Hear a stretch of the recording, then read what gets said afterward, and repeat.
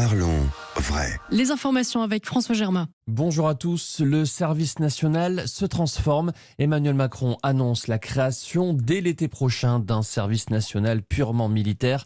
Pour cette première édition, 3000 jeunes entre 18 et 19 ans seront concernés sur la base du volontariat. Nous avons besoin de mobilisation pour se tenir prêts et être respectés, assure le chef de l'État, faisant référence au durcissement des menaces. Pendant ce service d'une durée de 10 mois, les volontaires seront logés, nourris et toucheront une solde de 800 € par mois minimum. Le dispositif sera financé par une enveloppe de plus de 2 milliards d'euros. Le message est clair, l'Assemblée nationale adopte à l'unanimité une résolution contre l'accord entre l'Union européenne et le Mercosur.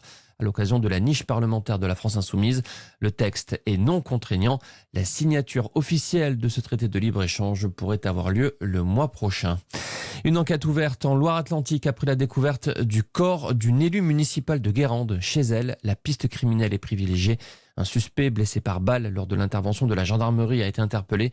Le drame ne serait pas lié aux fonctions d'élu de la victime de 78 ans.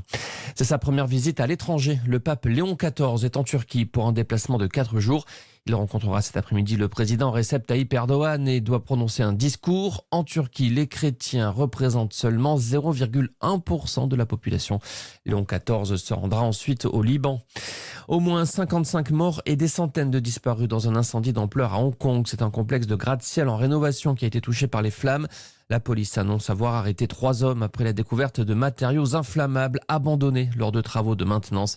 Ils sont soupçonnés de négligence grossière. Et puis, Natacha Apana remporte le Goncourt des lycéens, récompensée pour son ouvrage La nuit au cœur, déjà auréolé du prix Femina et du Renaudot des lycéens. Le livre explore le thème des violences conjugales. Voilà pour l'essentiel de l'info. Excellente journée. Tout de suite, nous retrouvons Jean-Paul Delperrier pour le résultat des courses. Bonjour Jean-Paul. Bonjour Brigitte, bonjour à tous. Nous étions une nouvelle fois sur l'hippodrome de Vincennes pour le Quintet, qui a vu la victoire de l'outsider, numéro 13, Follow With Us, qui était proposé à 36 contre 1. Devant les 8, Rikita JP, 15, Cavala de Pat, 2, Kenya Duchesne, 9, Caviar From Mine, 13, 8, 15, 2 et 9 pour la bonne combinaison du jour. Merci Jean-Paul Delperrier et ces résultats, vous les retrouvez sur sudradio.fr. 14h-16h, Brigitte Lahaye, Sud Radio. Bonjour à tous, nous allons passer ces 2 heures ensemble sur Sud Radio et on va se poser cette question. Et si le besoin de dominer des hommes était dû à des peurs, si leur difficulté à montrer leurs émotions était une manière de se protéger? Hélène Vecchiali a sorti un livre dont nous avons parlé déjà à la rentrée qui s'appelle La Construction des hommes, une fausse bonne idée. Et dans ce livre, elle évoque un sujet qui est assez peu mis en relief, mais qui me semble vraiment important quand on évoque les relations hommes-femmes. D'ailleurs, on voit aujourd'hui à quel point ce sujet est en nette augmentation, puisque en effet, les hommes ont de plus en plus de problèmes d'érection, et ça prouverait peut-être que les hommes n'ont pas de pouvoir sur leur bandaison. Ça marche ou ça ne marche pas, et ils ne savent pas toujours très bien pourquoi. Mais ce qu'ils ont compris, c'est que ce sont les femmes qui provoquent une érection ou qui au contraire l'inhibent, cette bandaison. Alors ensemble, on va mieux comprendre ce phénomène afin peut-être d'aider la génération Z à se retrouver, pour aider les hommes et les femmes à se réconcilier pour le bien de tous. Si vous avez envie de réagir, de témoigner, de poser des questions, eh bien vous connaissez notre numéro 0826 300 300. Vous pouvez également envoyer un SMS, vous envoyez Brigitte au 7 20 18. Hélène Vecchiali, merci d'être avec nous. Vous êtes psychanalyste, vous avez écrit différents ouvrages et notamment La déconstruction des hommes, une fausse bonne idée. C'est aux éditions Très Daniel, c'est sorti il y a un peu plus d'un mois maintenant. Et dans ce livre, vous évoquez justement tout ce qui se passe en ce moment, le masculinisme, les combats féministes, etc. Et moi, ça m'a intéressé de revenir sur une partie de votre livre où vous expliquez que peut-être, enfin pas peut-être, d'ailleurs vous l'affirmez vous, moi je reste peut-être, je dis peut-être parce que je sais qu'il y a peut-être des personnes qui n'ont pas envie d'y croire, même si c'est une réalité. Les hommes donc peut-être aurait dominé les femmes à cause de ce petit pénis tout minuscule parfois. Oui, j'explique que c'est sans doute une des raisons du patriarcat. C'est ces hommes qui, à l'évidence, réalisent qu'ils n'ont pas un pouvoir absolu sur cet organe qui désire sans raison, qui est en panne sans raison, qui n'arrive pas forcément à dominer. Et comme vous l'avez dit si bien dans l'introduction, comme ce sont les femmes qui sont à l'origine de leur potentielle impuissance, eh bien... c'est elle qu'il va falloir dominer. Donc l'origine du patriarcat est certainement dans une de ces raisons. Je pense qu'il y en a d'autres. Il y a aussi le fait que dans le monde judéo-chrétien, il y a une mauvaise traduction dans la Bible où il est dit que la femme était née de la côte d'Adam, alors qu'en fait la vraie traduction c'est que la femme est née à côté d'Adam. Et toute petite erreur de traduction nous poursuit encore aujourd'hui, puisque même si on sait que cette fois c'est la bonne traduction, eh bien personne ne le relève, parce que c'est beaucoup plus pratique de continuer à voir les femmes comme des sous-hommes. Je pense qu'il y a aussi une espèce de fantasme qui court sur la libido des femmes, qui serait surpuissante, qui serait déchaînée. Et par conséquent, là aussi, les hommes seraient inquiets de ne pas pouvoir être à la hauteur. Mais je crois d'ailleurs que dans cette croyance que les femmes seraient sexuellement débordantes, c'est un petit peu leur projection de leur propre pulsion. Parce que finalement, on voit bien, dans la majorité des couples, c'est plutôt l'homme qui va être très en demande que la femme. Donc, je pense qu'ils projettent leur propre vision de cette sexualité qui est omniprésente chez eux. Oui, très certainement. Et puis aussi, ça serait déjà anticiper un alibi sur t'es trop puissante ou trop demandeuse et moi ça me va pas, ça me convient pas, donc je préfère avoir cette explication pour une éventuelle panne. Donc on voit ça aussi. Mais on voit bien d'ailleurs que quand une femme est puissante, au sens symbolique du terme, que ce soit dans sa vie professionnelle ou dans sa manière d'avoir assumé sa vie, on voit bien combien d'hommes deviennent impuissants. Donc on parle plus d'impuissance aujourd'hui, on parle de dysfonction érectile. Mais ce terme d'impuissance, il est très significatif. Bah oui, il était très significatif. Trop peut-être, c'est pour ça qu'on a trouvé un autre mot.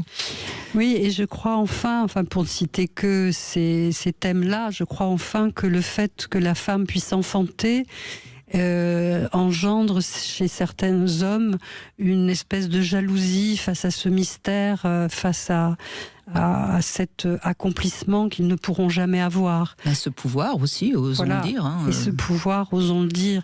Donc toutes ces raisons-là font que le patriarcat permet d'avoir un bouclier contre toutes ces peurs. Et le problème, c'est que, bien sûr, c'est nocif pour les femmes, mais c'est aussi nocif pour les hommes, parce que ça les enferme dans un costume qui devient trop étroit, trop lourd, d'homme qui doit être en permanence fort, dominant, infaillible. Et souvent, dans ces cas-là, ils confondent fragilité et faiblesse. C'est-à-dire qu'ils ne s'autorisent pas de fragilité, pensant que ça serait de la faiblesse, ce qui n'est pas du tout le cas. Donc ces hommes qui se veulent invulnérables vivent quelque chose de difficile. Et nous en avions déjà parlé ici.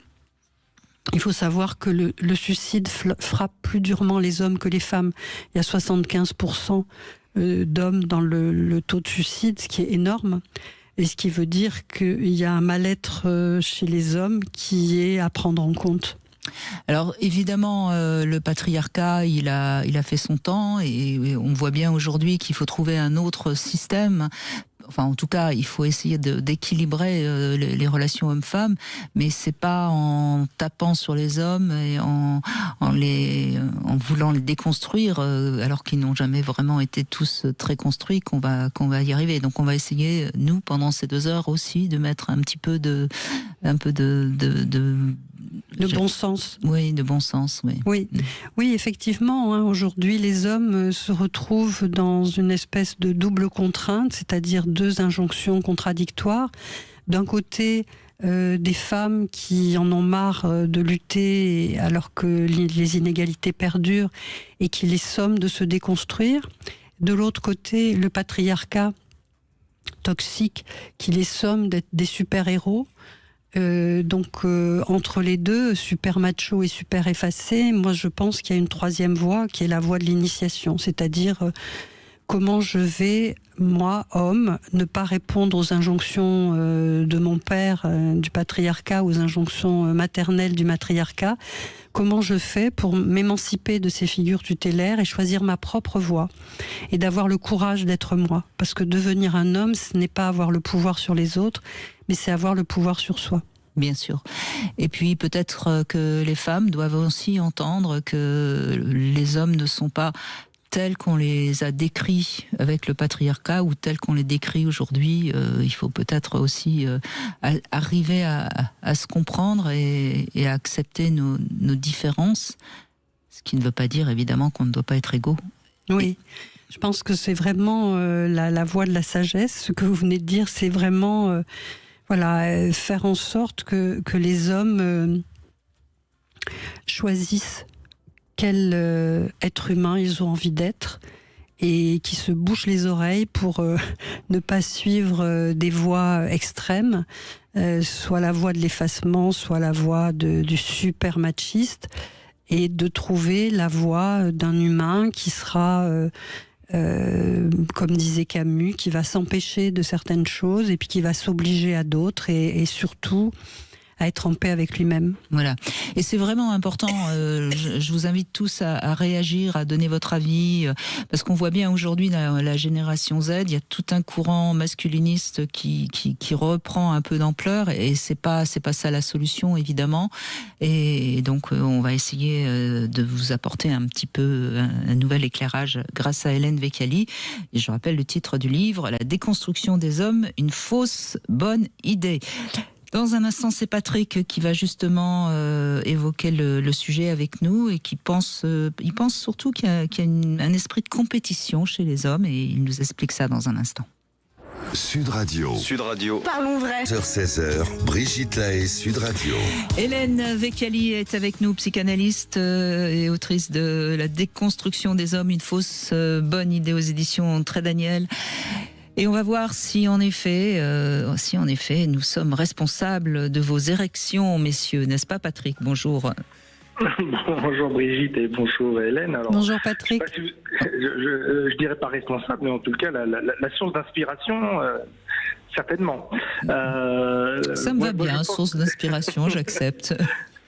Je pense à rajouter une référence à ce qu'a déjà dit Hélène Vecchiali sur ce qui nous a nourris en termes de civilisation. Je pense que tous les êtres humains masculins occidentaux finalement ont un rapport avec Achille, puisque il nous est enseigné que pour exister, pour être un homme, un vrai, il faut être Achille, c'est-à-dire que prêt à tout combattre, à vaincre et avoir la gloire. Et c'est soit on est Achille et on a cette gloire éternelle, ou soit on n'est pas grand-chose finalement. Et donc, rapporter ça aux petits garçons des générations qui ont succédé, c'est mis ce mythe de on doit absolument être fort, absolument se bagarrer, absolument imposer sa puissance, son courage, sa bravoure, pour être béni des dieux et être un homme, un vrai. Donc je pense que ça nous a vraiment bercé pendant des millénaires.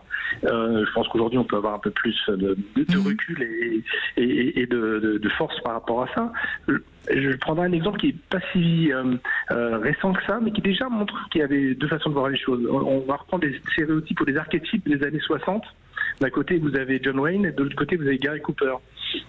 Oui. Et John Wayne, qui était vraiment donc quelque part le macho, le héros, oui, bien sûr. Le héros indestructible. On voulait fortement à Gary Cooper pour son rôle dans Le Train sifflera 3 fois, parce qu'il affichait quelqu'un qui était fragile, qui exprimait sa vraie peur, ses doutes, ses angoisses, Et donc, quelque part, ça... Alors, je pose la question. Je trouve que votre réaction, votre témoignage est intéressant, Patrick, et je pose la question. Justement, Hélène Vecchiali, symboliquement, on pourrait dire que John Wayne, c'est l'homme macho, et puis Gary Cooper, ce serait celui qui est initié? Non, je dirais pas initié, je dirais qu'il il est plutôt soumis à... Enfin, qui serait plutôt dans la logique inverse, c'est-à-dire à refuser une virilité excessive, mais être dans une sous-virilité. C'est-à-dire, peut-être que l'homme idéal se situerait entre John Wayne et Gary Cooper. Ce serait au milieu. Et là, ce serait qui? Parce que reconnaître sa vulnérabilité et ses fragilités, c'est vraiment, effectivement, très important, c'est même primordial. Mais en revanche, on ne peut pas être que ça, quoi. Il faut pas renoncer à sa virilité. Il ne faut pas renoncer pour autant à sa virilité. Mais en revenant sur ce que vous dites, Patrick, la question qu'on peut se poser aujourd'hui, et c'est une question que beaucoup de gens se posent aujourd'hui, finalement, nos héros de 2025, franchement, on les cherche, hein. Non, ça dépend. Je crois qu'on a chacun des siens et je crois qu'ils sont beaucoup plus diverses qu'auparavant. Par exemple, chez les jeunes hommes, il y a toute une mouvance masculiniste où on se trouve, où on s'invente des héros indestructibles, forts, puissants, qui vous racontent des vérités et assènent des choses. Oui, d'accord, mais enfin, ce sont des faux héros, ça. C'est pas l'homme qui serait bien, quoi. Moi, c'est pas le genre d'homme que j'aurais envie d'épouser, quoi, pour. Voyez, mais je pense qu'il n'y a pas de héros universel actuellement. C'est justement le problème. Mais quel serait le héros universel, Hélène Vecchiali? Ça serait l'homme initié, c'est-à-dire ce dont je parle dans mon livre, et je répète, c'est-à-dire refuser les injonctions du patriarcat, refuser les injonctions du matriarcat, et en termes psychanalytiques, on dit tuer le père. Tuer en un seul mot, le verbe tuer le père, et on dit aussi meurtre symbolique du père et meurtre symbolique de la mère, sont des bien grands mots qui veulent dire s'émanciper de l'autorité paternelle et de l'autorité maternelle, prendre dans l'enfance tout ce qu'il y a de bon, toutes les valeurs, tout ce qui nous a permis de nous construire et de devenir adultes, et puis arriver à un moment dans sa vie d'adulte, se dire maintenant, moi, qu'est-ce que je veux? L'initiation, elle est en 3 temps. C'est un premier temps où je prends conscience qu'il y a encore des désirs que j'ose pas acter parce que ça plairait pas à mon père ou ça plairait pas à ma mère. Il y a encore des décisions que je voudrais prendre mais que je ne vais pas prendre parce que au fond de moi ça plairait pas à mon père ni à ma mère, et ainsi de suite.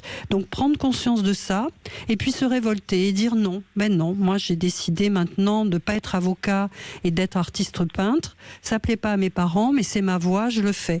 J'ai décidé d'épouser une femme qui est noire, ça plaît pas à mon père, ça plaît pas à ma mère, mais je vais le faire. Donc c'est cette révolte-là. Bien sûr, et après, c'est gagner en autorité sur soi et gagner en liberté. C'est ça un homme. C'est valable pour les femmes aussi. Donc Patrick a raison. Il n'y a pas de modèle aujourd'hui qui permette. A raison. Effectivement, il n'y a pas de modèle. Il y a juste des gens qui ont traversé cette étape initiatique. C'est que les peuples autochtones faisaient ça. C'est-à-dire les enfants, pour devenir adultes, tout d'un coup, ils avaient une étape initiatique. Donc on les envoyait tout nus dans la jungle avec un petit couteau en bois pour aller vaincre les bêtes sauvages. Là, aujourd'hui, on n'a plus ça, mais c'est vaincre en soi ce qui nous empêche d'être nous-mêmes, ce qui nous empêche d'être authentiques, ce qui nous empêche d'être vrais et de prendre des décisions par nous-mêmes en dehors de toutes les injonctions. Et à partir de là, on est un vrai héros pour soi. D'accord, mais là, on est quand même dans quelque chose de très idéal et qui n'est pas si simple que ça à atteindre. C'est pas sûr que ça soit pas si simple. Je pense que les révoltes, elles sont pas forcément dans le sang et les larmes et la sueur. C'est un jour dire non, simplement. Parce qu'on a pris conscience qu'on répétait trop de choses qui nous faisaient du mal et qu'on veut suivre sa propre voie. Alors après, c'est pas parce qu'on a fait ça qu'on devient un homme ou une femme idéale. Mais en tout cas, on a des bases solides pour se construire là-dessus. J'entends bien ce que vous dites, Hélène Vecchiali, mais on voit bien dans la jeune génération, la génération Z, ils essayent de trouver des nouvelles pistes. Il y a des choses très différentes d'ailleurs qui se passent, qui sont intéressantes. Et si on revient sur le sujet que j'essaye d'aborder aujourd'hui, restons peut-être déjà sur la question de l'érection. Et Patrick, ce que vous dites est intéressant parce que vous parlez de la compétition.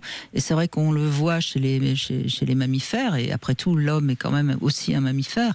Chez les mâles, il y a cette compétition pour celui qui va être le plus fort et qui va pouvoir féconder la femelle. Hein. Alors, pour compléter peut-être, alors pas tout à fait sur l'érection, mais sur le sujet précédent, là où on en était. Sujet difficile. Oui. Je pense que c'est bien posé le sujet aujourd'hui là-dessus, c'est quel héros, et finalement on doit être son propre héros, et on doit oser devenir qui on est. Et ça c'est super compliqué, et c'est beaucoup plus simple de se dire je vais copier un modèle préexistant. Oui. C'est rassurant, il y a des limites, je copie. Et pourquoi pas d'ailleurs, quand on est adolescent, c'est pas mal de se trouver un modèle. D'avoir des modèles, c'est bien. De se dire, je vais être la copie du modèle, déjà, c'est un problème. Et donc... Non, vouloir limiter, c'est pas mal. C'est toute la question, justement, du désir mimétique qui est intéressante. Oui, à condition, à un moment, de s'en départir. Mais oui, vous avez raison.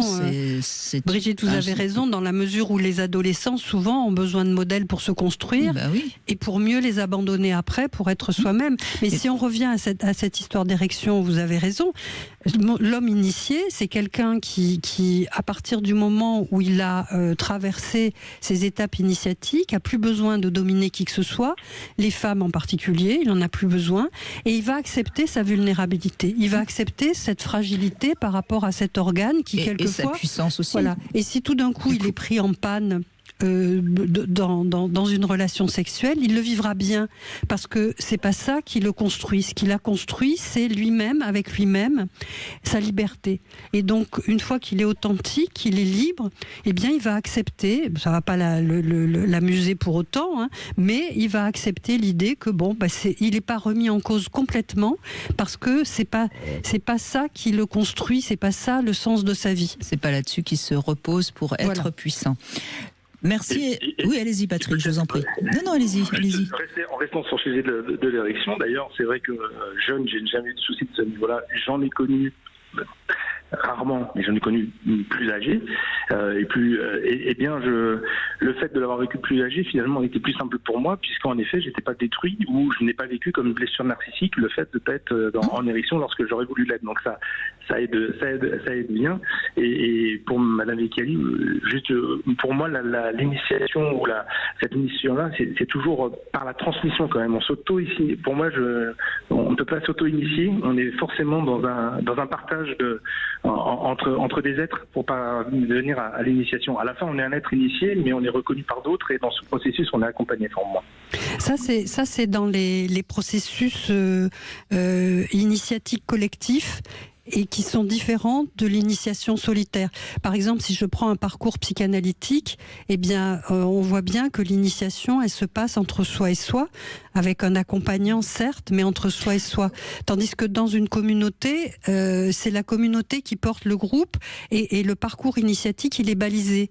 Donc, il est commun à tous. Donc, c'est la différence, mais les deux sont tout aussi acceptables. Là où Patrick a raison, c'est que le moi se construit quand même à travers des personnes qu'on rencontre. Oui, tout à fait. Mais je parle de l'initiation qui est vraiment un parcours très particulier du moi, mais qui est très particulier et qui peut se faire de façon collective, et là c'est un parcours balisé, ou qui peut se faire de façon très individuelle, où là on va ressortir ce qui est de nous, donc ça peut pas être collectif. Merci beaucoup Patrick, en tout cas de cet échange. On commence fort grâce à vous. Et puis dans un instant, je vous propose un petit love conseil, un portrait chinois. Je vous propose également de peut-être gagner ce jeu de loi. Et puis nous aurons Frédéric également qui a envie de réagir. C'est bien, les hommes prennent la parole, j'en suis ravie. 14h-16h, Brigitte Lahaie, Sud Radio, le Love Conseil. Ben voilà comment se construire. Je vous propose le portrait chinois, Hélène Vecchiali. On connaît, c'est simple. C'est une belle manière de déclarer son amour à son ou sa partenaire, puisqu'il suffit de lui offrir un portrait chinois. Alors je rappelle quand même le principe. Si tu étais une fleur, tu serais. Si tu étais un animal, une couleur. Enfin bref, vous pouvez annoncer beaucoup de choses. Vous pouvez même ajouter des petites choses un peu plus coquines. Et c'est une belle manière, je trouve, de faire une déclaration d'amour un peu plus poétique. Et puis ça a deux intérêts. D'abord, ça vous oblige à être un petit peu créatif quand vous allez faire ce portrait chinois. Et c'est toujours intéressant de faire fonctionner son imaginaire. Et puis ensuite, eh bien, votre partenaire, quand il ou elle recevra ce portrait chinois, ça lui montrera aussi comment vous le voyez ou la voyez sous différents angles, et ça peut même faire une belle manière de communiquer ensemble. C'est vrai, oui, c'est parce que là on passe dans les symboles et le recul par rapport à l'autre avec des belles choses à dire sûrement. Alors faites attention de ne pas utiliser quelque chose qui pourrait être pris à double sens, comme le cactus par exemple. Non mais je rigole, je prends peut-être quelque chose d'un peu extrême, mais il y a des symboles qui, par exemple le symbole du serpent, qui peut être très positif, mais aussi très négatif. Donc faites attention peut-être dans votre portrait chinois d'éviter ce genre de symbole. Oui. Qui peut être mal vécu par l'autre. Hein. Oui, tout à fait. Ça, le but, c'est de faire un joli portrait chinois, c'est pas de créer un conflit.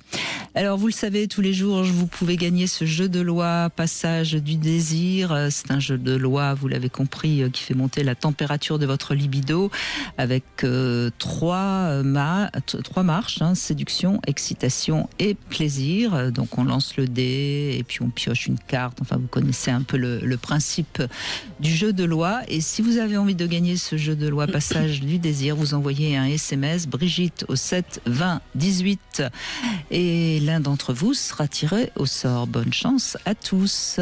Et nous retrouvons maintenant Frédéric. Merci d'être avec nous, Frédéric. Bonjour.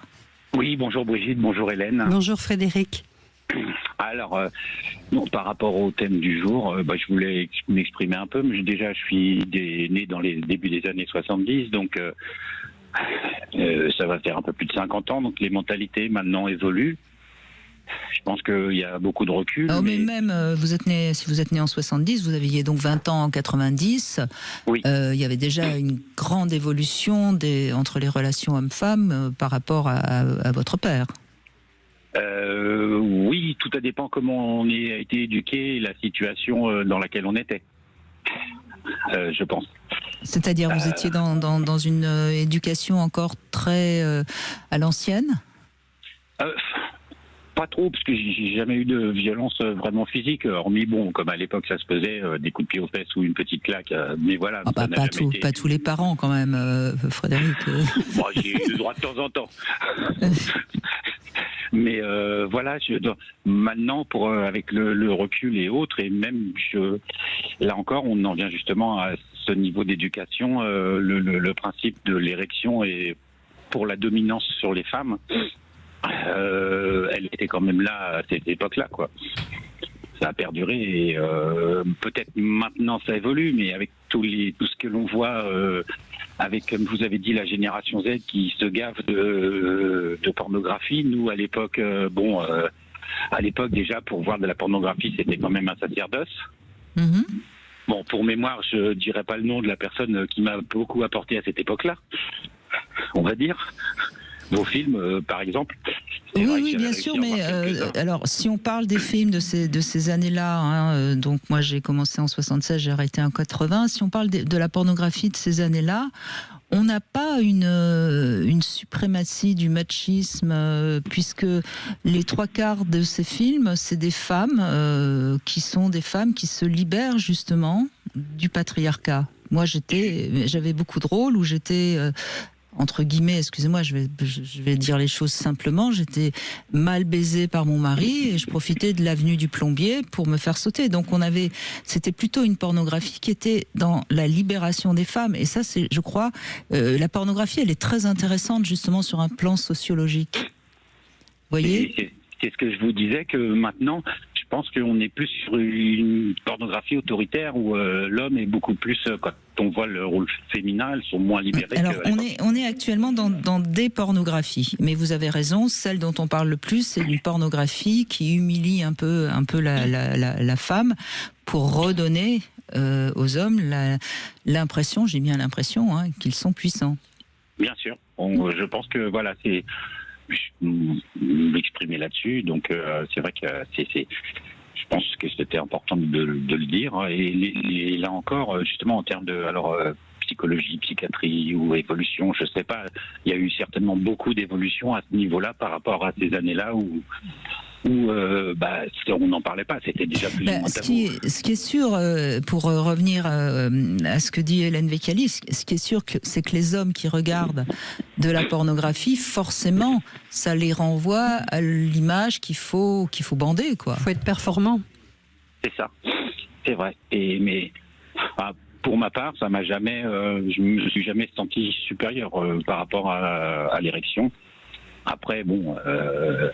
Voilà, je pense ça dépend aussi par rapport aux gens, l'érection, le comparatif des garçons dans le vestiaire, le syndrome des vestiaires, ça a toujours été assez symptomatique. Et après, ça existe toujours, oui, depuis toujours, et ça existe toujours, oui.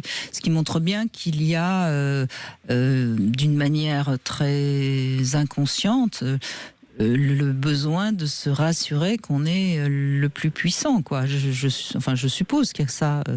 Le complexe du vestiaire, ça veut dire quoi? Ça veut dire que parce qu'on voit d'autres pénis qui ont l'air plus forts plus gros que le nôtre, on croit qu'il n'est pas assez fort. Hein. C'est ça le complexe du vestiaire, hein, si on le simplifie. Il est bien là, et après, c'est vrai que, on va dire, j'ai eu un peu ce complexe du vestiaire moyennant, puisque au repos, il est pas très grand, mais par contre en action, il se défend bien, et donc c'était différent. Donc on va pas se montrer en action au vestiaire, bien sûr, puisqu'on est entre garçons. Après, ça dépend des voilà. Mais... Donc vous avez un peu souffert à un moment de cette crainte de ne pas être à la hauteur, c'est ça? Oui.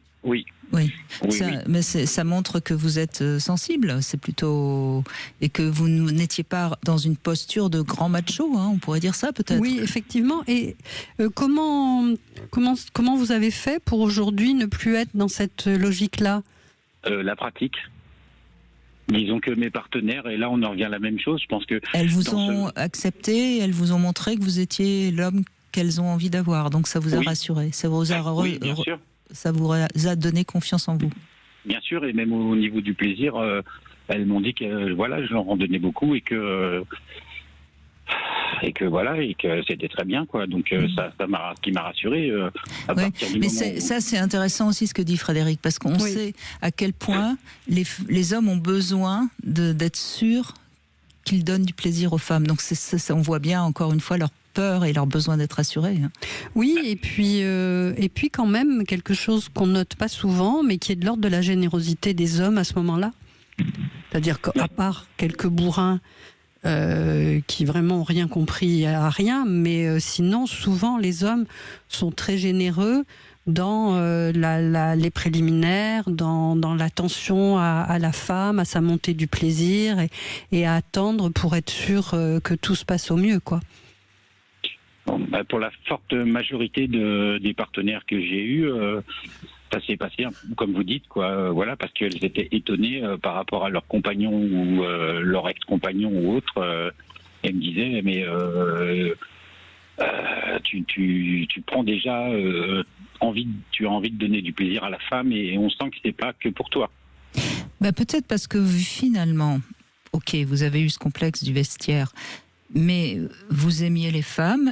Et ce complexe vous a donné envie d'être encore meilleur.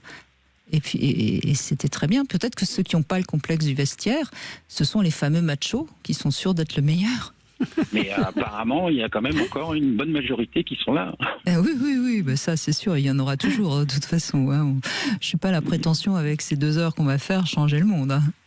Non, bien sûr que non. Pas. Juste, vous dites ça, là, on en parle un peu beaucoup en ce moment de problèmes des féminicides et autres.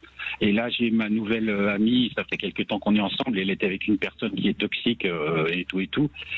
Et elle a un vrai parcours du combattant pour faire reconnaître les choses, parce qu'il y a plein de problèmes par rapport à ça, elle continue d'être embêtée et autres. Et c'est plus qu'un parcours du combattant, donc j'aimerais pousser un petit peu, entre guillemets, ce coup de gueule, comme on dit. Bien sûr.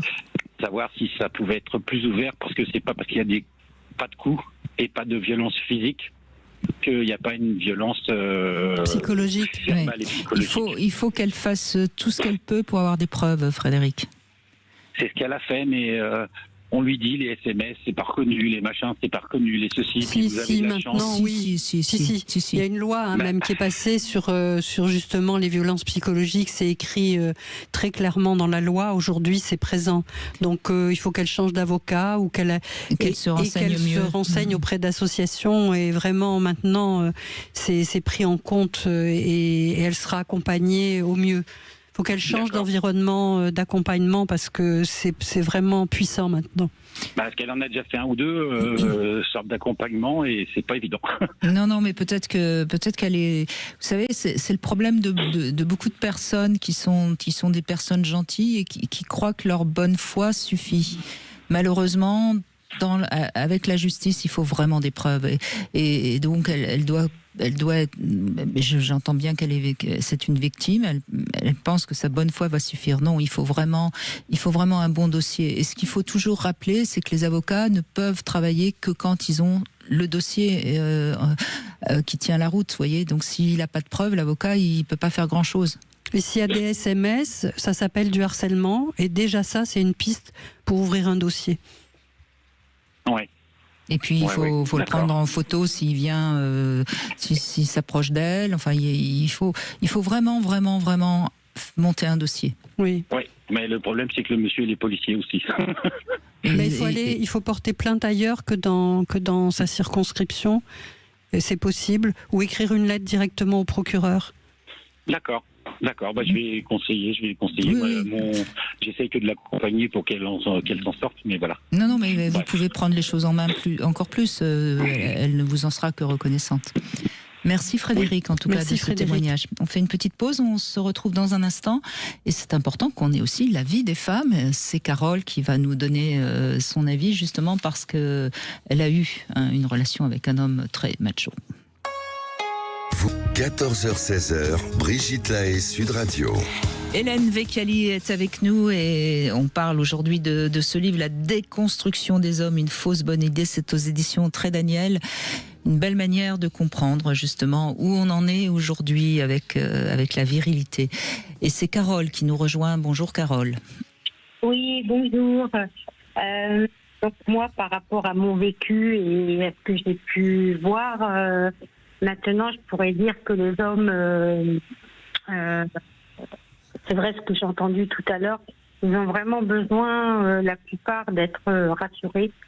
Et plus ils vont montrer un côté un peu macho ou un côté dominant, et plus ils ont besoin d'être rassurés.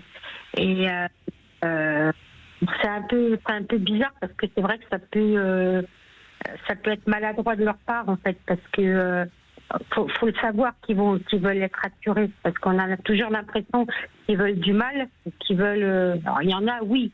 Il y en a, ils font beaucoup de mal, mais il y en a, c'est plus un besoin d'être rassuré et d'être toujours savoir qu'ils nous font du bien, quoi. Mais que nous, on réagit pas pareil. La femme réagit différemment. Nous, on va peut-être avoir besoin plus d'être rassurés sur le fait de nous dire si on est belle ou si on nous achète des petits cadeaux, des trucs comme ça. Ça, ce qui nous rassure. Eux, ce qui les rassure plus, c'est sur leur virilité, sur voilà, c'est un peu masculin. Ils ont besoin de. Je pense les femmes peuvent être aussi des fois toxiques avec les hommes, en les rabaissant, Oui, c'est assez facile pour une femme de casser l'homme en lui disant qu'il a été nul au lit. C'est une critique qui les touche en plein cœur, si je puis dire. Mais qu'est-ce qui vous a fait comprendre justement qu'ils avaient besoin d'être rassurés? C'est bien d'avoir compris ça. Alors, je l'ai compris à une relation que j'ai eue qui n'était pas quelqu'un de macho, mais c'était quelqu'un vraiment de différent par rapport à ceux que j'avais connus.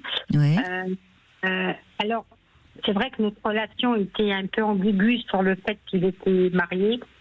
qu'il n'était pas seul et que lui, il recherchait juste un réconfort en plus. Et c'est lui un petit peu qui m'a, suivant dans les conversations ou quoi, qui me montrait qu'il avait vraiment besoin d'être rassuré et c'est quelqu'un, je pense, qui avait besoin d'aller ailleurs, qui est très attiré par les femmes Mais sa femme devait certainement l'avoir un peu cassé, je suppose. Pas forcément. Non. Peut-être pas forcément. Je pense que c'est le personnage qui est comme ça. Hein. C'est un personnage. Souvent, c'est un manque de confiance en soi qui fait peut-être aussi. Et en plus, avec un homme avec des fonctions de directeur, de plein de choses. Et c'est ça qui est intéressant quand on rencontre quelqu'un comme ça, parce qu'on a toujours l'impression qu'ils sont les plus forts.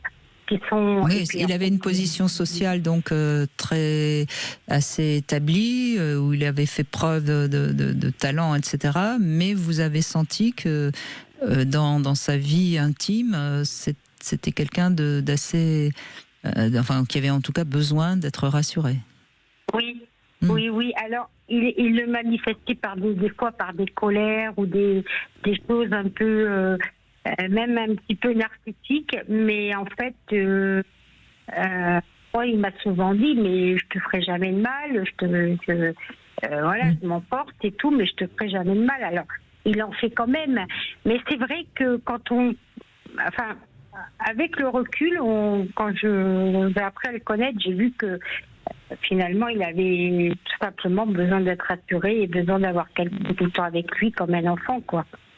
Là, oui, c'est juste ce que vous dites comme un enfant, hein, parce qu'on voit bien que quelqu'un qui se construit une forteresse sur je suis viril, je suis fort, je suis dominant et la preuve dans mon travail je domine, eh bien quand c'est excessif, c'est souvent un petit garçon qui a peur, qui s'est construit toute cette forteresse autour de lui pour tenir, et vous avez repéré ce manque de confiance en lui et ce besoin d'être rassuré, effectivement, comme un petit enfant. Hein. Voilà, c'est ça. Alors, c'est vrai que des fois, il faut faire attention aux mots, parce que quelqu'un qui ne le connaît pas, il va passer pour quelqu'un de colérique, de sanguin,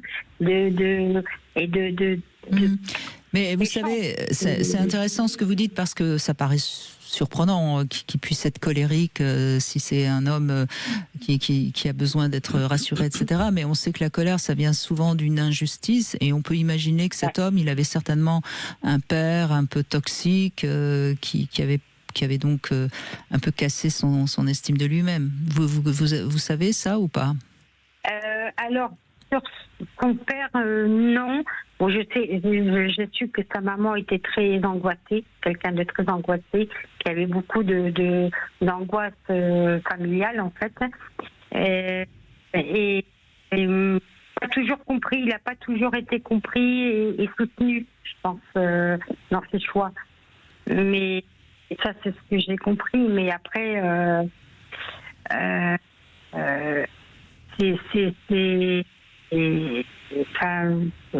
c'est surprenant, parce que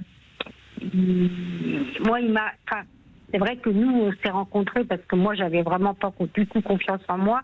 Et en fait, je me suis rendu compte que malgré son statut et ses fonctions, lui, c'était pareil. Il n'avait pas du tout confiance en lui non plus, quoi. Mais vous vous êtes rassurés mutuellement, alors, visiblement. Oui, mais bon, après, pas de la même manière.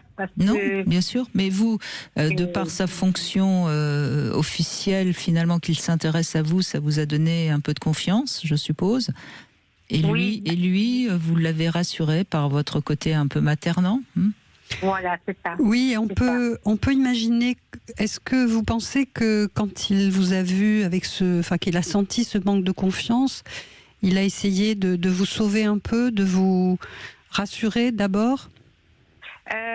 Alors, il y a beaucoup de contradictions, parce que pour moi, il y a un peu des deux, en fait. Donc, autant qu'il m'a déstabilisée des fois, parce que quand il piquait ses colères ou ses trucs qu'on n'était pas d'accord. C'était à quel sujet? Ces colères, c'était sur quel sujet?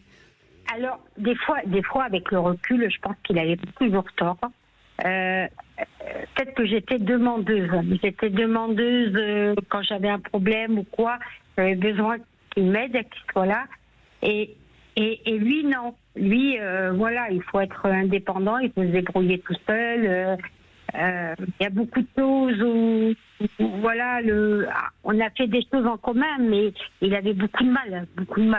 Et moi, le fait de venir, en plus c'est vrai qu'il était marié, donc le fait de venir que pour des moments intimes, ça me gênait. Et c'est là que c'était problématique parce que moi, j'ai pas su vraiment ce que je voulais. Et souvent, il me disait, mais tu veux quoi? Tu veux quelqu'un pour toi ou tu veux juste une relation comme ça? Mais vous n'avez pas répondu quand est-ce qu'il se mettait en colère, hein? Il se mettait en colère, oui, quand on était autour des différends comme ça. Par rapport à ça, on avait des différends et tout. Et puis du coup, il s'emportait, il s'énervait parce que ce que vous dites, c'est que lui aurait voulu que vous soyez là uniquement pour des relations intimes, et lorsque vous posiez des demandes d'aide, ça l'amenait trop dans une relation affective, et c'était pas ça qu'il voulait. Oui, on a un peu l'impression que c'est ça, en tout cas. Merci beaucoup, Carole. On va continuer après les infos à évoquer ce sujet qui peut-être vous parle. Et puis, si vous n'êtes pas d'accord, vous avez évidemment la possibilité aussi de réagir sur Sud Radio. Vous nous appelez au 0826 300 300. Une petite devinette avant de laisser la place aux infos. C'est quoi un baiser illusion? Vous avez le temps des infos pour trouver une réponse, Hélène Becali. Sud Radio, c'est vous qui donnez le ton. Merci de donner la parole, et vous êtes une radio engagée. L'information est pertinente. On joue sur la pelouse du FC Porto. Lille va tenter de se relancer à domicile contre le Dynamo Zagreb. De son côté, Lyon va défier le Maccabi Tel Aviv. C'est la fin de cette édition. Excellent après-midi. 14h-16h, Brigitte Lahaie, Sud Radio. Nous sommes aujourd'hui avec Hélène Becali. Vous êtes psychanalyste, autrice de nombreux ouvrages. Le dernier, La déconstruction des hommes, une fausse bonne idée, aux éditions Très Daniel. Je rappelle que vous avez écrit un livre bien avant MeToo qui s'appelait Ainsi soit-il, où vous preniez bien la défense des hommes, puisqu'on vous aviez pressenti qu'il y avait comme ça un petit peu d'acharnement contre les hommes, alors qu'il était nécessaire de se révolter contre on les a appelés bourrins tout à l'heure. Les machistes, les machos, etc. C'est bien, mais de là à mettre tous les hommes dans le même panier, non. Oui, effectivement, oui. Et donc, avec ce deuxième livre sur les hommes, vous montrez ce que les femmes attendent d'un homme. Dans ce livre, La déconstruction des hommes. On va donner la parole à Philippe, qui lui a trouvé une solution pour ne pas être dans la question de l'érection ou de la non-érection. Il va nous raconter ça dans un instant, mais je voudrais la réponse à ma devinette. C'est quoi un baiser illusion ? Je ne sais jamais répondre à vos devinettes. Rassurez-vous, vous n'êtes pas la seule. Eh bien, c'est embrasser la bouche de son ou sa partenaire dans le miroir. C'est pas mal, hein. Enfin bon, c'est pas mal, non. Philippe, merci d'être avec nous. Bonjour. Bonjour Brigitte, bonjour Hélène. Bonjour. Donc vous êtes, un adepte de la chasteté masculine contrôlée. Oui, tout à fait. Alors moi j'ai été, pour rebondir sur ce que vous disiez tout à l'heure, j'ai été, je pense, pendant une première partie de ma vie. Bon, déjà je suis né en 1970, donc une éducation des années 80-90, on va dire. Et j'ai été dans une première partie de ma vie un bon macho, un bon bourrin en fait, je pense. Oh. Peut-être pas tant que ça, sinon vous le diriez pas. Non, je pense que les vrais bourrins. Si, je pense vraiment, si, je pense. Bon, d'accord. Ouais. Et donc, à un moment donné, il y a une dizaine d'années, quand on a commencé à prendre conscience, les hommes ont dû commencer à prendre conscience du consentement, en fait. Et on n'était pas toujours, je pense, sur le consentement. On imposait un petit peu nos volontés. Et derrière, les femmes, je pense, avaient un petit peu, ok, on va y aller, quoi. Oui, ça c'est vrai que dans ces années 90, c'était encore un peu ça, oui. Voilà, donc ça c'est pour la première partie. Et au bout d'un moment donné, je me suis posé la question, ce qui était le plus important pour moi. Et je me suis rendu compte que le plus important, c'était d'apporter du plaisir à ma partenaire. Et que le mien, au final, il venait toujours, quoi. De toute façon, l'avantage d'un homme, c'est ça, c'est qu'on est à peu près tout le temps sûr de trouver notre compte. Et j'ai découvert la pratique de la chasteté masculine contrôlée, donc, et j'en suis depuis une dizaine d'années un fervent adepte, on va dire. Donc vous parlez un peu d'un courant tantrique, si je... Alors, oui et non, enfin, on va dire que je dis un courant, hein, j'ai pas dit du tantra. Hein. C'est-à-dire que vous savez être en érection, avoir éventuellement un orgasme sans éjaculer, c'est ça? Alors, non.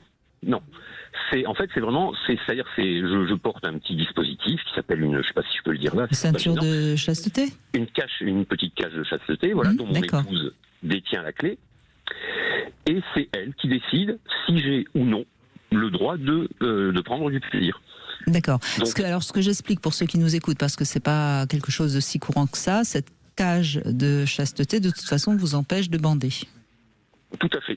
Parce que si ça bande, ça fait très mal. Oui, ça fait un peu mal. C'est pas très mal. Enfin, pour beaucoup, ça ferait très mal, hein, je vous assure. Et donc, c'est elle qui décide si on ouvre ou pas la cage aux oiseaux. Tout à fait. D'accord. Tout à fait. Donc là, on est un peu quand même donc on est très loin, en effet, du tantra. On est quand même dans des pratiques un peu SM. Un peu de soumission volontaire. Je n'irai pas jusqu'à décrire ça comme étant du SM. Oui, mais c'est pas grave. C'est pour généraliser, que tout le monde comprenne bien. Et donc, elle est ravie de ça, et vous aussi. Alors au début, elle s'est retrouvée un petit peu dépourvue parce que je pense qu'elle est de la même génération, donc il n'était pas évident pour elle de se dire je détiens. Donc c'est vous qui lui avez demandé. C'est moi qui ai commencé le jeu. Et donc au début c'était un petit peu difficile parce que c'était pas évident. Je pense que c'est pas évident pour elle, tout du moins. Je sais pas pour les autres femmes, mais de se dire c'est à moi de dire ok on y va, ok j'ai envie, ok j'ai pas envie. Voilà, donc ça c'était un petit peu compliqué au début, mais après en fait elle y a tout de suite trouvé son compte. J'ai simplement envie d'un massage de pied, j'ai simplement envie d'un câlin simple, et c'est elle qui décide. Voilà, ça fait combien d'années que vous pratiquez ça? Une dizaine d'années. D'accord. Et alors, quand elle, puisque donc c'est elle qui est la dominatrice dans le couple et vous le soumis, donc comme tout bon soumis, quand elle ouvre la cage, vous bandez sur commande? Quasiment. Oui, parce que là, il y a une excitation à la fois donc sur le plan physique, mais également sur le plan psychologique. Il y a la psychologie, il y a le fait que je m'occupais de moi très souvent tout seul aussi, il faut le dire. Donc j'avais forcément, avec l'âge venant, une baisse de libido. Et avec ça, il y a la frustration accumulée qui fait que quand il y a ouverture, il y a réaction instantanée. Bien sûr, parce qu'elle n'ouvre pas la cage tous les jours.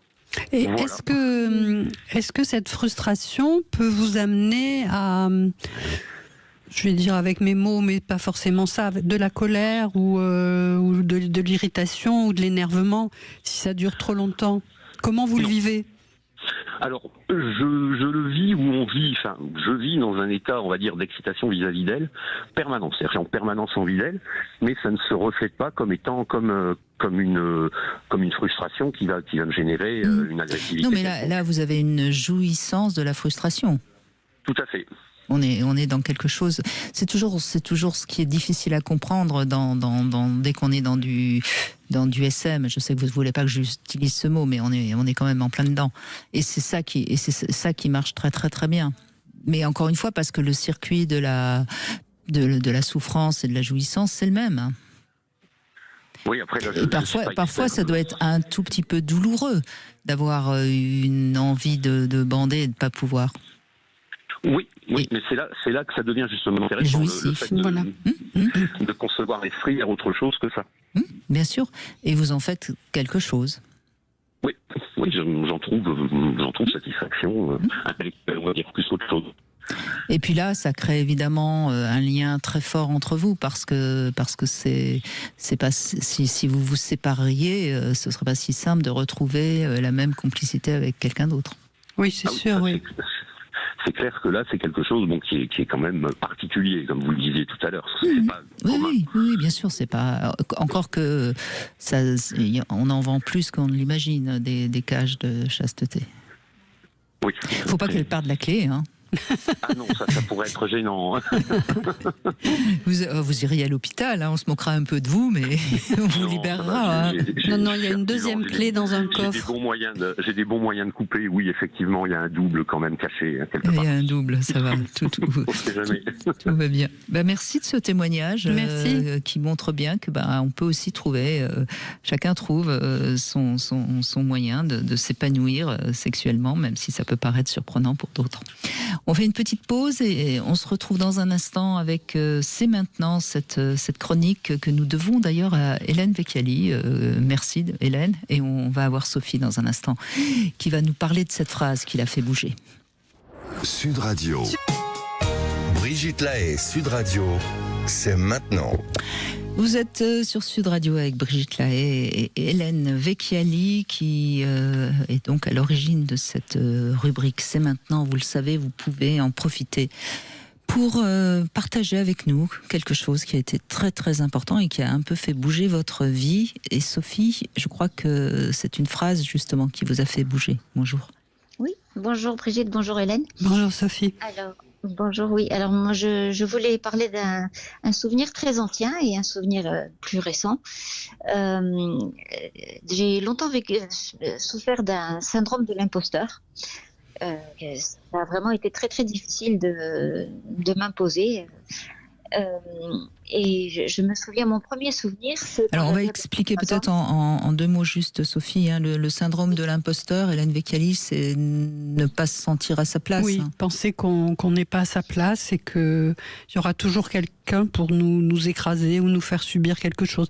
L'étymologie d'imposture, c'est imponere en latin, qui veut dire subir, écraser, avoir quelqu'un qui met la main sur vos épaules. Ça a donné les impôts, d'ailleurs, qu'on paye. Donc, voilà. Là, ça parle à tout le monde. Hein. C'est très bien dit. Voilà. Et donc, je me souviens que ma mère m'emmenait à un manège. Je devais avoir 3 ans à l'époque. Et il y avait un ballon rouge qui tombait au milieu des voitures. Et quand on attrapait le ballon, on avait droit à un tour gratuit. Et le monsieur qui m'aimait bien faisait en sorte que le ballon tombe devant moi à chaque tour, et moi, je n'osais jamais l'attraper. Oh, et ça m'a beaucoup marqué parce que tout le monde me disait, oui, tout le monde me disait, mais vas-y, c'est pour toi. Et moi, c'était juste absolument impossible. Et donc ça, c'est la première instance, si vous voulez, le premier exemple de ce syndrome-là. Et par exemple, j'aurais voulu faire des études aussi. Alors j'ai réussi à grand-peine à décrocher une licence. Alors à grand-peine, pas parce que je n'avais pas les moyens, mais parce que j'arrivais en retard au partiel, je tombais malade, je ratais mon train. Enfin bon, donc ce qui fait que ce qui aurait dû durer 3 ans en a duré 6 ou 7. Et puis, je ne me suis pas sentie capable de poursuivre des études, alors que ça ne m'a pas empêché de faire des choses professionnellement. Hein. J'ai été chargée de cours à la fac, donc j'avais des capacités. Enfin, j'ai toujours des capacités. Et un jour, je me suis dit que ce serait bien peut-être de développer certaines aptitudes que j'avais. J'ai voulu m'inscrire à un diplôme à la Sorbonne. Et c'était sur dossier, il fallait être accepté sur dossier, donc j'ai été acceptée et il fallait passer un oral. Et à l'oral, je me sentais vraiment pas sûre de moi. Bien sûr, oui. Et la présidente du jury qui était là, et je la remercie si elle m'entend, je ne sais pas si elle se reconnaîtra, mais voilà. Et m'a posé la question, est-ce que vous avez des diplômes universitaires? Et moi, j'ai fait un peu une grimace, je pense, et puis j'ai fait, j'ai une licence. Parce que les autres candidats étaient un peu blindés de diplômes, voilà, et moi, je me présentais là avec ma petite licence. Et elle, un peu sèchement, elle m'a remis à ma place en me disant, mais vous avez ou vous n'avez pas un diplôme universitaire? Une licence, c'est un diplôme ou pas? Et là, je me suis dit, bon, il faut que j'arrête de me présenter comme moins que rien et que je tienne un peu ma place. Et donc, c'est là que j'ai pris conscience du fait que, oui, non seulement c'est un vrai diplôme universitaire, mais j'avais la capacité de faire mieux. Et je pense que cette dame-là a dû sentir une vulnérabilité ou quelque chose, elle a dû percevoir quelque chose, parce qu'elle a très bien... elle a été sèche, mais pas trop. Et ça m'a vraiment ouvert les yeux. Voilà. Comme quoi, hein, elle n'est pas rentrée dans votre jeu de je suis minable, et en même temps, elle vous a secoué pour vous réveiller. Et il y a un joli mot qui décrit ça s'appelle une épiphanie. Quand tout d'un coup, il y a une bascule en soi, il y a une lumière qui s'éveille, enfin qui éclaire et qui nous fait comprendre quelque chose de capital. Bravo, parce que vous auriez pu ne pas prendre conscience de ce qui se passait. Et là, cette phrase vous a vraiment sorti de votre rôle de victime et d'imposteuse ou d'impostrice. Le féminin n'existe pas trop.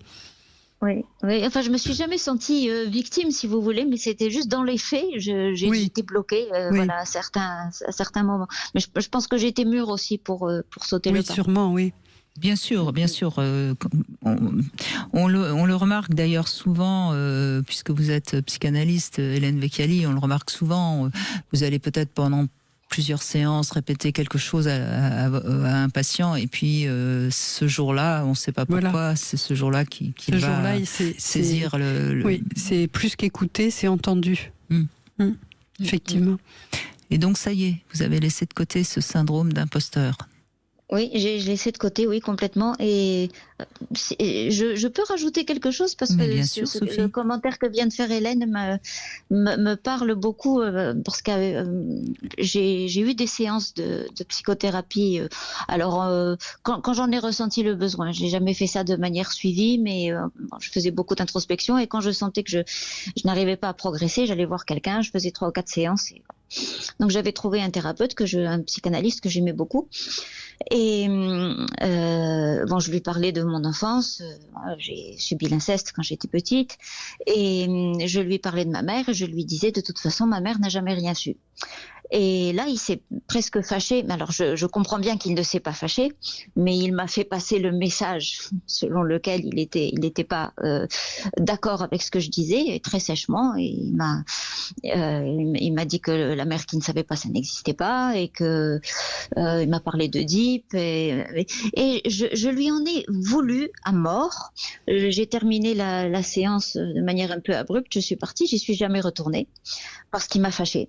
Mais en même temps, ça m'a ouvert les yeux parce que je me suis rendu compte de choses que je n'avais pas voulu voir jusqu'à maintenant. Et j'en ai conçu aucune animosité envers ma mère parce que elle a été victime elle aussi de plein de choses, donc je ne lui en veux pas. Mais le fait de me rendre compte que c'était une réalité qu'elle savait, ça m'a permis de faire des bonds en avant. Oui.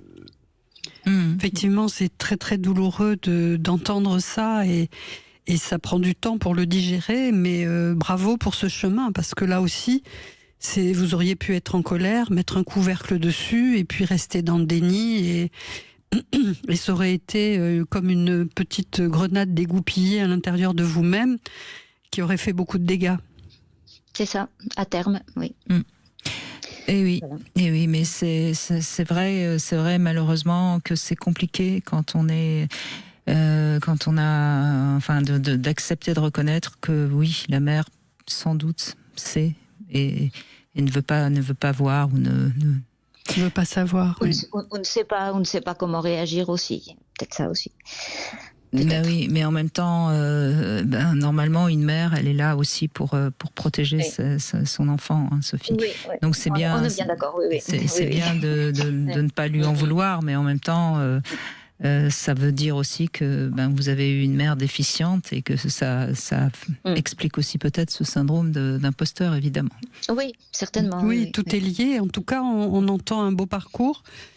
Et aujourd'hui, vous êtes vous êtes en couple, vous avez des enfants ? Alors, je suis en dépaxé depuis 15 ans avec un homme merveilleux. Et j'ai eu une fille avec une autre personne dont j'ai divorcé en 2008. Mais là, voilà, ça fait 15 ans que je suis avec mon compagnon actuel que je tiens à conserver.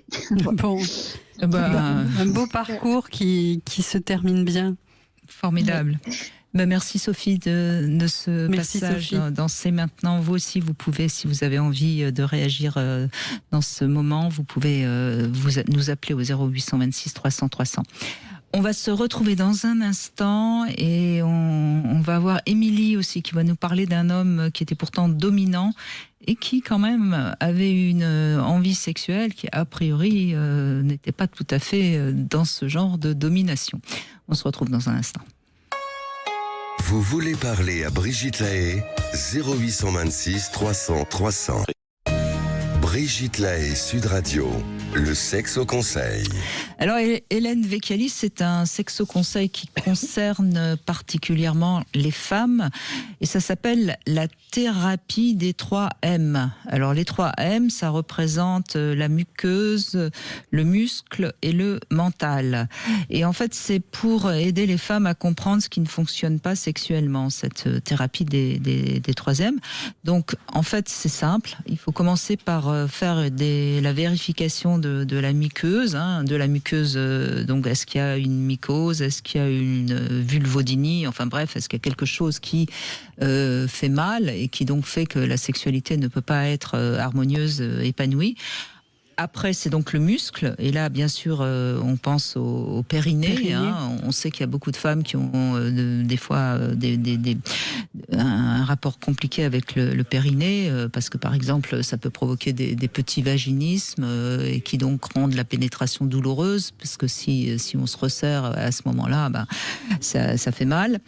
Et puis, donc là, on peut avoir recours à des exercices de relaxation qui marchent très très bien. Il y a aujourd'hui beaucoup de choses qui marchent pour régler les problèmes de périnée, les problèmes de muqueuse. Très souvent, il y a des médicaments qui règlent les problèmes de mycose, etc. Et une fois que ces deux aspects sont vérifiés, et si tout va bien, il reste le mental. Et là, c'est un peu plus compliqué. Parce qu'en général, quand le mental met en place des problèmes au niveau du corps, c'est que le mental, il a vraiment pas envie de savoir ce qui se passe. Vous êtes d'accord avec ça ? Oui, il a mis en place un système de défense et puis il faut aller chercher à quoi il sert, quel est le bénéfice secondaire qui a mis en place ce système de défense. Oui. Voilà, donc là, il faut aller voir un bon sexothérapeute. Et puis, il y a des méthodes comme la Gestalt qui travaille beaucoup sur le corps, pourquoi pas le MDR. Enfin bon, il y a des méthodes qui marchent mieux. C'est vrai que quand c'est le problème de mental qui fait que la femme a des douleurs ou pas du tout de plaisir, il faut vraiment aller voir quelqu'un qui est spécialiste, parce que n'importe quel thérapeute ne peut pas régler ce problème-là, parce que c'est quand même assez complexe, évidemment.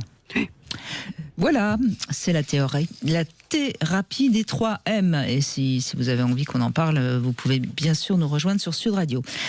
Je vous propose une deuxième chance.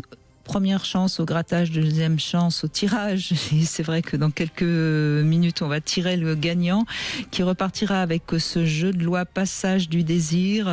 C'est 69 cases sur ce jeu de loi qui permet de faire monter la température.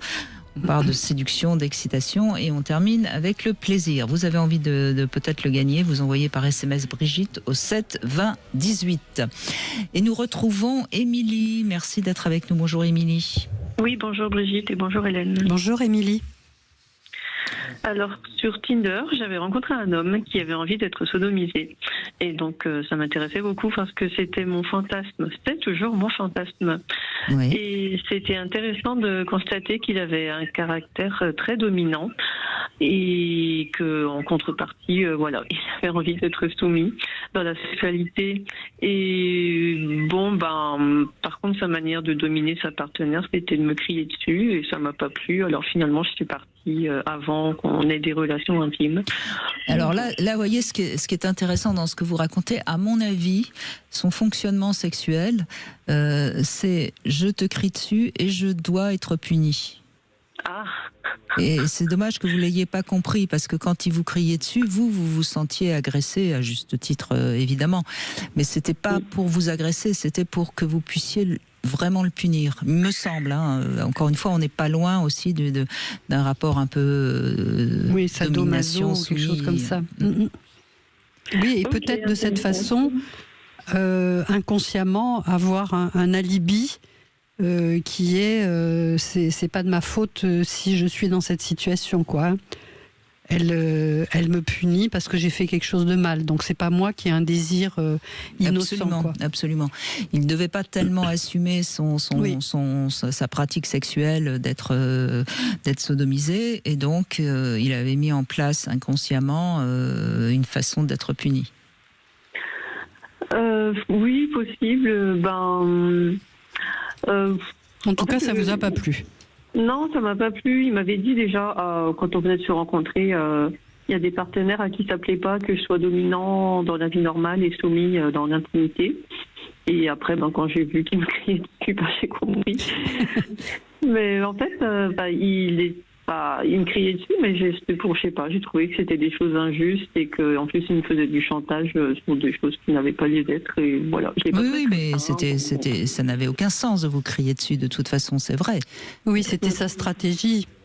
Mais il fallait entrer dedans ou pas, et si ça vous convenait pas, vous avez bien fait de pas y aller, quoi, bien sûr. Mais ce qu'il faut quand même comprendre, et ça je le dis pas pour vous, Émilie, vous avez pas eu envie qu'on vous crie dessus, et puis ça peut se comprendre, et puis basta. Mais en même temps, vous risquez de rencontrer d'autres hommes avec qui il y a un peu cette problématique, donc ça peut peut-être vous aider à mieux comprendre.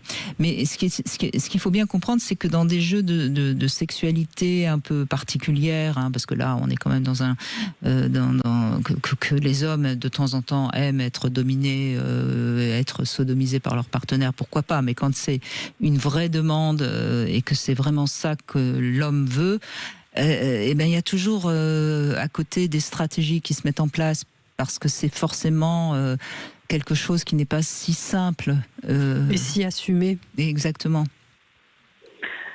Je sais pas. En fait, donc j'ai rencontré sur Tinder, et son pseudo indiquait clairement qu'il aimait ça. Voilà. Oui, bien sûr. C'est facile pour vous sur Tinder de rencontrer des hommes qui vont dans ce sens? Non. Non, justement. Non. Non, pour en trouver, disons, je rencontre des hommes de manière classique, et après dans l'intimité, soit je leur parle de ce fantasme, soit simplement je me mets derrière eux et puis je pousse un petit peu. Je sais pas comment réagir.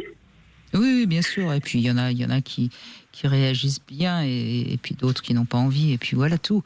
Mais voilà. Qu'est-ce que ça cache, vous, votre envie de sodomiser un homme? Vous avez une idée ou pas du tout? Je me dis que ça peut être l'envie de dominer à mon tour. Comment dire? Je suis assez... est-ce qu'on peut dire soumise, voilà, dans la vie normale, et dans l'intimité, j'ai l'impression que j'ai envie d'inverser les choses. Et ça me fait penser à mon directeur, en fait, qui est très dominant, carré et plein de testostérone. Et moi, ça m'émoustille, et ça me donne envie d'inverser les rôles, justement. Ça me donne envie de le mettre à quatre pattes. Vous voulez dire vous voulez dire que vous fantasmez de temps en temps face à votre directeur, quand il est un peu comme trop dominant, que vous seriez en train de le sodomiser, en fait? Non, c'est plutôt après l'avoir vu, ou même avant. Et voilà, chez moi, je fantasme, et je me dis, tiens, je ferais bien ça. Oui, mais ça, vous voyez, c'est l'intérêt du fantasme, c'est que ça permet de décharger un petit peu, décharger, le mot est peut-être mal choisi, il est trop bien choisi, justement. Vous voyez, c'est-à-dire que vous supportez certainement mieux ces moments d'autoritarisme, parce que là, je pense qu'on est au-dessus de l'autorité, d'après ce que vous décrivez, grâce à ce fantasme. Et c'est ça tout l'intérêt du fantasme. Et puis ensuite, vous aimez cette pratique.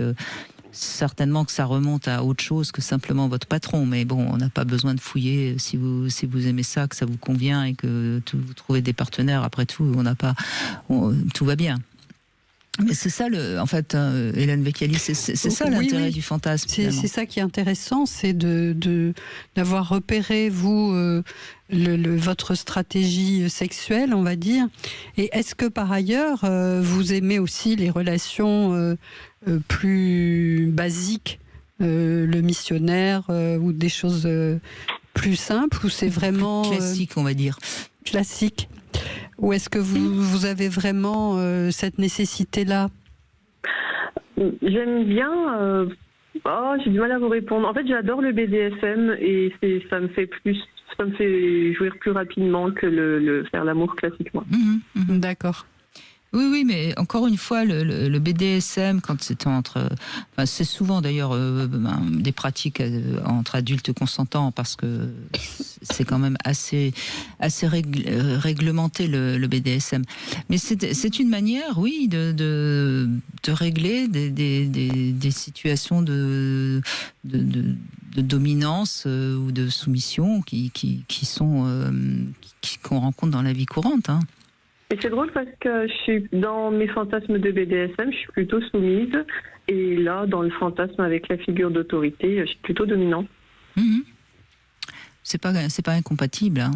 Oui, si ça permet de calmer les pulsions et que tout le monde est d'accord, c'est parfait. C'est aussi parce qu'on a toujours un peu trop tendance à parler de la sexualité comme quelque chose qui nous fait du plaisir ou qui sert à nous reproduire. Mais c'est aussi un merveilleux moyen de libérer des tensions, de libérer des choses de décharger. Et je crois que le mot était tout à fait bien trouvé. Hein. Oui.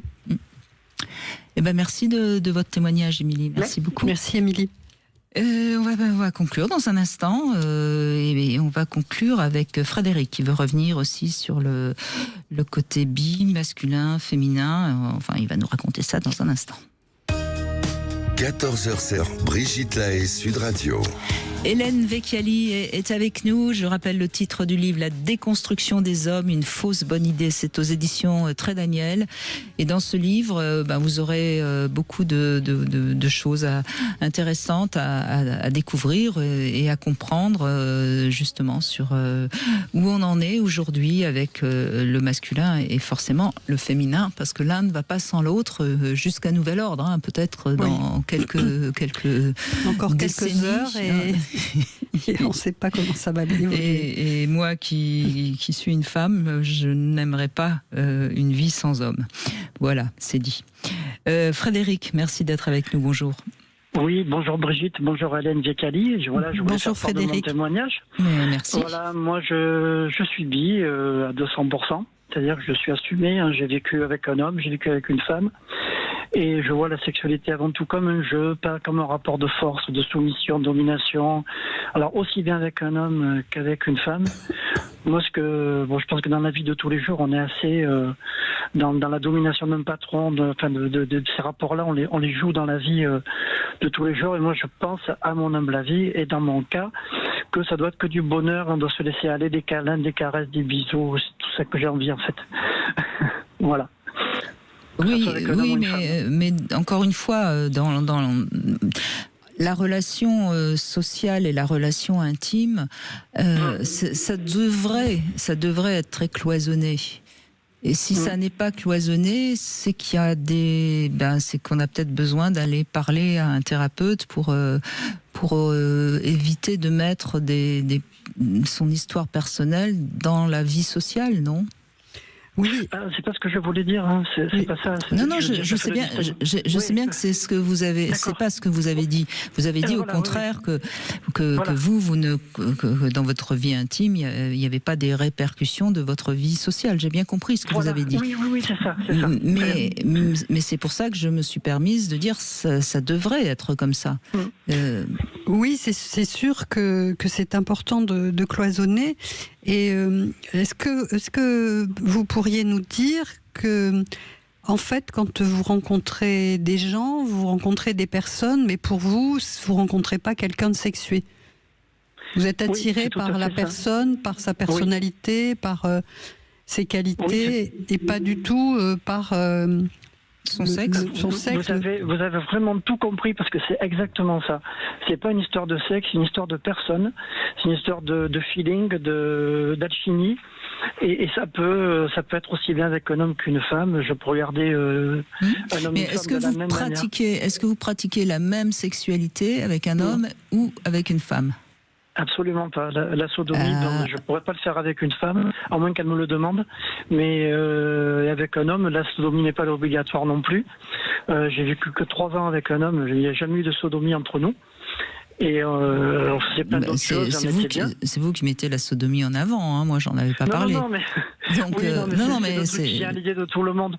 C'est le truc, quand on parle d'homosexualité, dans le sens commun, les gens ils pensent de suite à la sodomie. Enfin, voilà. Oui, effectivement. Oui. C'est pas obligatoire, c'est pas un passage obligé. Il y a des câlins, des caresses. Alors bien sûr que ça existe. Hein. Voilà, ça m'est arrivé, j'adore ça, etc. Mais je cloisonne pour répondre à votre question. J'ai une sexualité complètement différente avec un homme qu'avec une femme. Donc vous pouvez pas dire. Donc vous voyez comment c'est intéressant. Parce que Hélène vous pose la question, vous dites oui, c'est pareil pour moi, un homme, une femme. La preuve que non, puisque c'est pas la même sexualité. Vous voyez comment oui, alors encore une fois, non, vous êtes pas mal exprimé. C'est juste parce que dans votre tête, entre votre tête et votre sexualité, il n'y a pas tout à fait un pont, mais c'est pas grave puisque ça vous va bien. Moi, j'ai pas du tout envie de vous mettre mal à l'aise. Je suis obligée juste par rapport à tous ceux qui écoutent de faire remarquer quelque chose que beaucoup ont dû remarquer. C'est tout. Mais si vous êtes heureux comme ça, moi, ça me va très bien. Très bien. Moi, je suis très bien, c'est ça qui compte. Mais ça montre ma sexualité et d'être bien aussi bien avec un homme qu'une femme, en fait. Oui, bien sûr. Bien sûr, mais ça montre bien à quel point on est très ignorant de notre sexualité finalement. Et c'est pas grave, hein, encore une fois. Mais elle est toujours. Enfin, moi qui suis passionnée par ça, elle me surprendra toujours parce qu'on voit bien qu'il y a parfois entre ce que quelqu'un va me raconter et ce que j'entends beaucoup de différences, quoi. Ouais. Hélène, je vous en prie, allez-y, réagissez. Ce que vous dites, c'est que peut-être si j'essaye de vous comprendre et de comprendre ce que dit Brigitte, ce que vous dites, c'est que peu importe que ce soit un homme ou une femme, c'est la personnalité qui vous attire, mais en revanche, au moment où il y a une sexualité, elle est quand même différente. Voilà, c'est exactement ça. C'est-à-dire que j'aurais pas systématiquement, alors je parle de la sodomie parce que c'est le plus courant, mais j'aurais pas systématiquement envie de sodomie avec un homme ou avec une femme. Voilà, il peut y avoir plein de choses. C'est une alchimie, ça dépend de la personne, du moment. On peut pas planifier. Enfin, moi, j'arrive pas en tout cas à planifier. Dire alors voilà, avec un homme, je vais faire ça, ça, ça et ça, un menu. Mais est-ce que vous êtes plutôt dans ce que l'autre a envie, c'est-à-dire dans le désir de l'autre, ou est-ce que vous avez vos propres désirs que vous signalez au partenaire?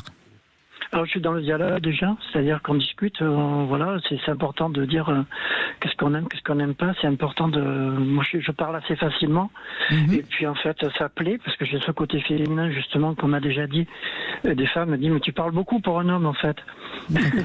Et comme si les hommes ne parlaient pas, et donc ça c'est plutôt positif quand je rencontre des femmes, parce que j'ai un côté très doux, très féminin, que beaucoup de femmes apprécient. Et puis les hommes aussi, voilà. Enfin, après, c'est au final, ça va, quoi. J'ai envie de dire. Donc en fait, moi, si j'essaye comme ça d'interpréter, je pense que quand vous êtes avec une femme, vous êtes vous êtes un homme qui a envie de faire plaisir à la femme, bien sûr. Et quand vous êtes avec un homme, vous êtes aussi un homme, mais qui a envie de faire plaisir à l'homme. Oui. On est d'accord. C'est important pour moi, même dans mes relations amicales, même dans mes relations. C'est vrai que j'aime bien faire plaisir, j'aime bien recevoir du plaisir, mais en donner et être dans l'harmonie, dans le bien-être, quoi. Voilà, c'est le but. Enfin, pour moi, en tout cas. Et donc les histoires de soumission, de domination, tout ça, ça m'est complètement étranger, quoi. Enfin, il n'y a pas d'histoire de non. Ça se fait. Oui, bien sûr, mais encore une fois, c'est pas grave non plus d'être dans des relations de mission, soumission, chacun fait. Ah non, bien exactement, oui, là, je me permettrai pas. non. Mais enfin, moi, quand je parle de mon témoignage, si vous voulez... Et vous ça vous arrive de tomber amoureux? Oh que oui. Et plutôt d'hommes ou de femmes? J'allais poser la question. Des deux. Et j'ai un cœur artichaut, même, je veux dire, je tombe facilement amoureux. J'ai du signe du cancer. En fait, vous avez une chance infinie parce que vous avez la totalité de la population mondiale comme possible objet de désir. Oui. Tandis que les hétéros basiques comme moi, on n'a que la moitié. Oui, mais c'est bien aussi. Enfin, chacun a son menu, chacun son spectre. Et puis au final de tout, moi j'ai envie de dire pour conclure que c'est tout, c'est d'être bien, d'être heureux et de rendre heureux les autres et d'être heureux soi-même. Voilà, c'est ça qui compte. Pour moi, voilà, je suis là-dedans, quoi. Voilà. Bien sûr. Mais moi, je pense que quand on a une sexualité qui est assez, enfin, qui est épanouie, assumée, je sais pas, parce que en tout cas, une sexualité assumée et qui est présente, on est souvent un peu plus ouvert et tolérant. Ça, c'est quand même quelque chose que j'ai constaté. Oui, c'est sûr que ces moments de complicité-là, ils sont précieux pour nous valoriser, nous narcissiser, nous apaiser. Enfin, c'est vraiment le médicament absolu.